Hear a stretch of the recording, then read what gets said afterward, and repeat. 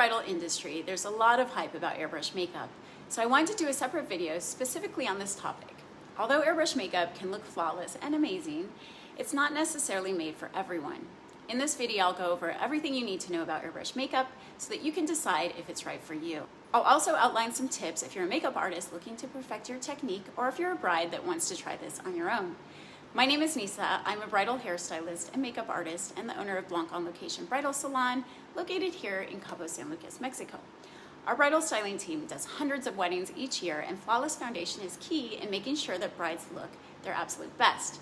So if you're a bride getting married in Cabo and you're interested in topics related to hair and makeup, or you just want to know more about planning a Cabo wedding, then stay tuned to my upcoming videos.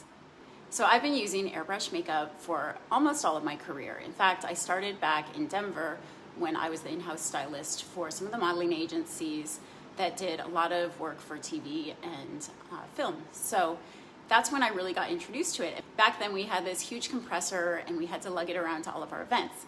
Now things have gotten a lot easier and they have a cordless version, which I really love. It's a little bit easier to use and transport. The stylists on our team have also been loyal to the Temptu Airbrush makeup brand for years. One of the main benefits of airbrush makeup is that it feels a lot lighter than most other foundations. It uses compressed air to deliver a light mist of makeup with a soft, even finish.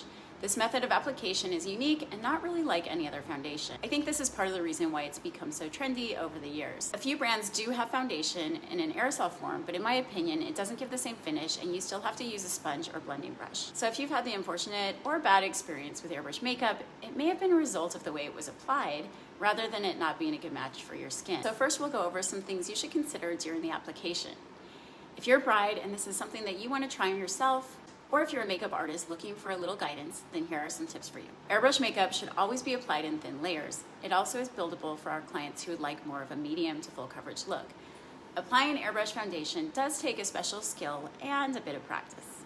Some of the things to consider during the application is that it's important that the foundation is applied equally distant on all parts of the face, including your nose.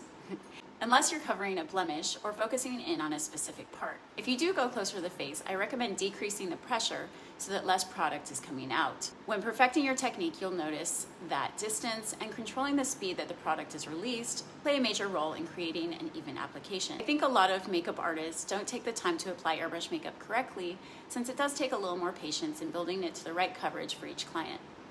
Another important thing to note is that if you or your client has fake lashes, or if you've already applied their lashes, it's important to protect these by covering them with a larger brush or sponge so that none of the excess product gets on them. Also, if you have a client with really blonde hair or really dark hair, you'll want to protect their hairline before starting, or use something to protect their hair while you are working close to their hairline. As with makeup application, it's important that you prep the skin properly before applying the foundation by making sure that it's properly hydrated and moisturized and prepped with the correct primer. Normally I prefer to do the eyes while the moisturizer and primer are drying. That way I don't have to touch the airbrush once it's been applied. It's also super important that your skin is properly exfoliated. If you forget to exfoliate your skin, it can result in a dry and dull textured look. On a few occasions when this has happened with my clients, I know right away just because of the way that it's going on, so I'll have them run to the bathroom and exfoliate their skin really quickly. So exfoliation is key. I found a really great exfoliator. You don't really need anything expensive. I found this one at Trader Joe's. It's by Nourish. It's called Microdermabrasion Scrub Exfoliating Cream, and it works great. Play backwards.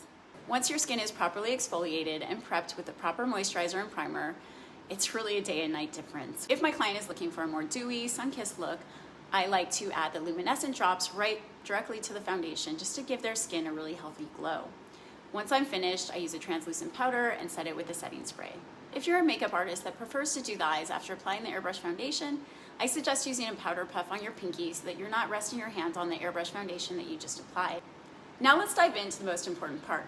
What kind of skin does airbrush work best with, and what types of skin should avoid airbrush? When creating a flawless look, matching your foundation to your skin type is key, and airbrush really is no exception. Just like all foundations, there's really not one that works for everyone. I know there's different formulas out there, but in my 18 years of doing bridal makeup, my professional opinion is that airbrush makeup works best with clients who have naturally beautiful skin and not a lot of large pores or textures. So I'm sorry, but for our brides that have extremely oily skin, unfortunately, I would not recommend airbrush makeup for you, especially in the hotter months here in Cabo. In my opinion, airbrush foundation works best for normal to combination skin. If you do have oily skin, larger pores, or textured skin, it's best to use a foundation that's specifically matched for your skin type. If you'd like some recommendations on what kind of foundations will work best for your skin, check out my previous video where I dive into all the details about how to prep each specific skin type and recommendations for foundations.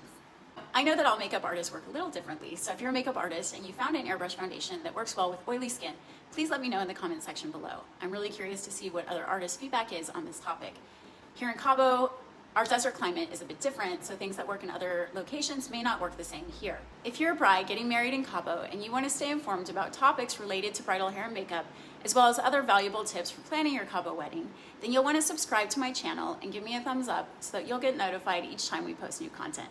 I hope you guys found this information valuable, and I'll see you in my next video.